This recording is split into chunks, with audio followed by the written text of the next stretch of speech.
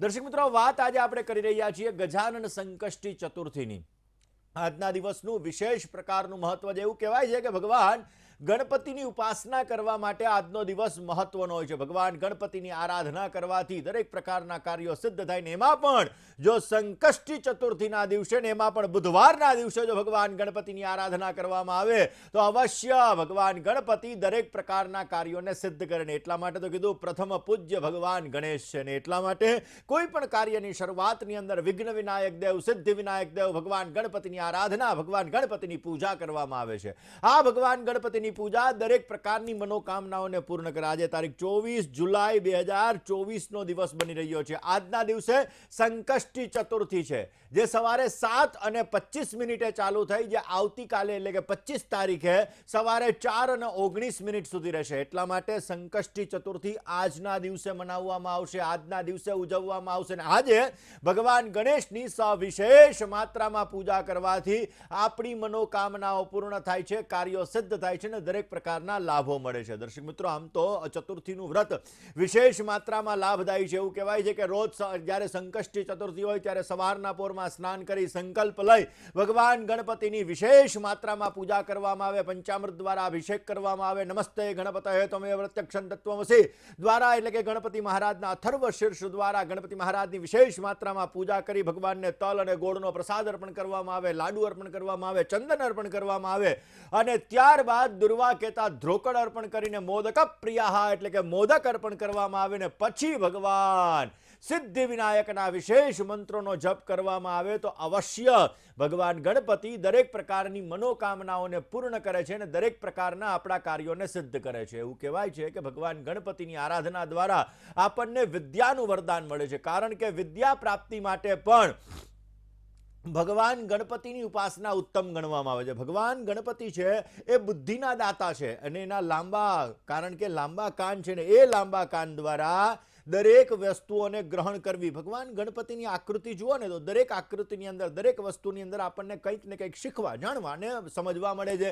તો દર્શક મિત્રો, આપણા જીવનની અંદર કોઈ પણ વસ્તુ હોય તો એ વાતને આપણે પેટમાં રાખવી જોઈએ। એટલે મોટું લંબોદર નમસ્તુભ્યમ સતતમ મોદક પ્રિય લાંબુ પેટ છે, એના જીવનની અંદર કાન છે, બધી વસ્તુ સાંભળવાની, સારી વસ્તુને ગ્રહણ કરવાની, ખરાબ વસ્તુને ફેંકી દેવાની। એટલા માટે દર્શક મિત્રો, જે વ્યક્તિને પોતાને ક્યાંક ને ક્યાંક અભ્યાસની અંદર સફળતા નથી મળતી, બુદ્ધિની અંદર ક્યાંક ને ક્યાંક તકલીફ છે, અભ્યાસની અંદર સમસ્યાઓ સર્જાઈ રહી છે, ભૂલવાની ટેવ વધારે પડતી છે, તો આજે બુધવારનો દિવસ અને સંકષ્ટી ચતુર્થીનો દિવસ ઉત્તમ ગણવામાં આવે છે। આજના દિવસની અંદર કરેલા ઉપાયો ભગવાન ગણપતિની આરાધના અને ગણપતિની આરાધના દ્વારા તમારી મનોકામનાઓને પૂર્ણ કરે છે અને અવશ્ય તમને વિદ્યા પ્રાપ્તિનું સુંદર મજાનું વરદાન પ્રાપ્ત થાય છે। અરે વિદ્યા પ્રાપ્તિ તો ઠીક, દરિદ્રતા પણ નાશ થાય છે। આપણા જીવનની અંદર કોઈ પણ પ્રકારના કાર્યો હોય તો એ કાર્યોને સિદ્ધ કરવા માટે આજે સંકષ્ટી ચતુર્થીનું વિશેષ મહત્વ છે। જે લોકોને ધનની પ્રાપ્તિ કરવી છે આવા લોકો પણ જો આજના દિવસની અંદર ધન પ્રાપ્તિ માટે પણ ભગવાન ગણપતિની આરાધના કરે, અપાર ધન પ્રાપ્તિ જોઈએ છીએ તો ભગવાન ગણેશનો ધનદાતા ગણેશ સ્તોત્ર છે। જો આ ધનદાતા ગણેશ સ્તોત્રનો પાઠ કરવામાં આવે, ઓમ શ્રીમ રીમ ઓમ રીમ શ્રીમ રીમ ક્લીમ શ્રીમ ક્લીમ વિત્તેશ્વરાય નમઃ ક્લીમ, આ મંત્રનો જો એક માળા જપ કરવામાં આવે તો વિશેષ માત્રામાં નાણાકીય સફળતા ઉત્તમ પ્રકારની પ્રાપ્ત થાય છે। આર્થિક સમસ્યાઓમાંથી તમે મુક્ત થાવ છો ને ઘણી બધી સમસ્યાઓ જો તમારા જીવનમાં ચાલી રહી છે, મૃત્યુતુલ્ય કષ્ટ ચાલી રહ્યું છે તો પણ આજનો દિવસ ઉત્તમ ગણાય છે। દર્શક મિત્રો, એવું કહેવાય છે કે ભગવાન ગણપતિની આરાધના બુદ્ધિનું વરદાન આપે છે ને બુધ ગ્રહ છે, બુદ્ધિનો કારક ગ્રહ છે અને આજ બુધવારના દિવસે જ ગણપતિ એટલે કે સંકષ્ટી ચતુર્થી આવી રહી છે તો સ્વાભાવિક રીતે બુદ્ધિનું વરદાન પ્રાપ્ત થાય। આપણા જીવનની અંદર આપણી બોડીનું 70% સંચાલન બુધ ગ્રહ દ્વારા થાય છે, કારણ કે આપણી નસો છે એની અંદર પણ બુધ છે, આપણા જીવનની અંદર ચામડી છે એનો કારક પણ બુધ છે, આપણી બુદ્ધિનો કારક પણ બુધ છે, કાનના ગળાનો કારક પણ બુધ છે ને એ બુધને મજબૂત કરવા માટે ભગવાન ગણપતિની ઉપાસના વિશેષ માત્રામાં ફળદાયી છે।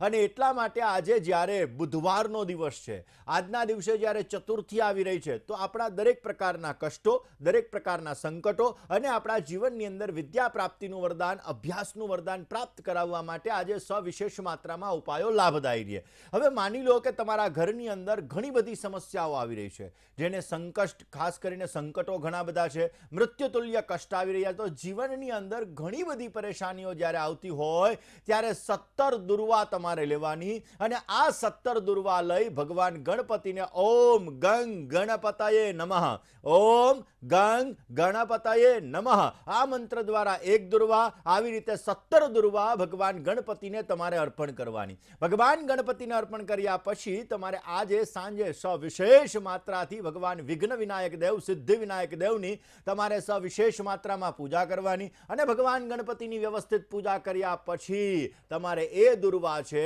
એ દુર્વામાંથી એક દુર્વા તમારી તિજોરીની અંદર મૂકી દેવાની, બાકી દુર્વા તમારે જળની અંદર પ્રવાહિત કરી દેવાની. તમારી સમસ્યા ધીમે ધીમે નષ્ટ થશે અને તમને પોઝિટિવ રિઝલ્ટ મળતું જણાશે. એવું કહેવાય છે દર્શક મિત્રો કે લાલ ચંદનનું સવિશેષ મહત્વ છે.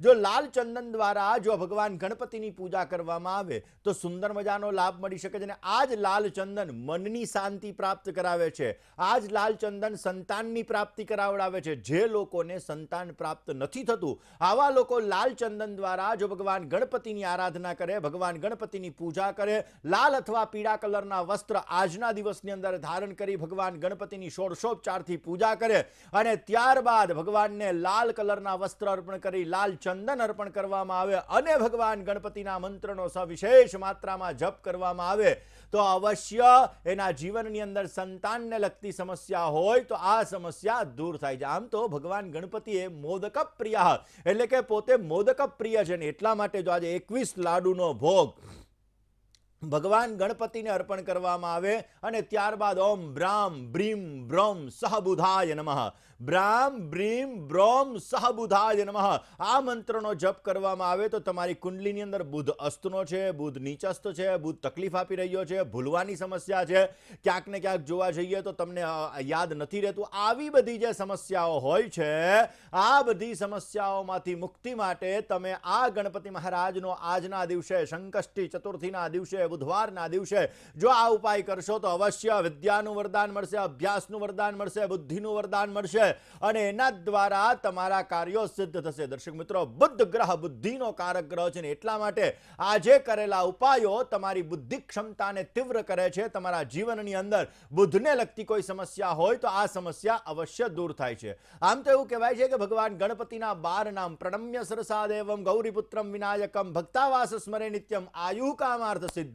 ભગવાન ગણપતિની આરાધના કરવા માટે જો ભગવાન ગણપતિના 12 નામનો સવિશેષ જપ કરવામાં આવે તો દરેક પ્રકારના સંકટોનો નાશ થાય છે. આપણા જીવનની અંદર ઉત્તમ પ્રકારનો લાભ મળી શકે છે. વાત કરવાની છે વિદ્યા પ્રાપ્તિ માટે, અભ્યાસની અંદર સફળતા માટે ભગવાન ગણપતિની ઉપાસના કેવી રીતે કરવી, કયા મંત્રનો જપ કરવો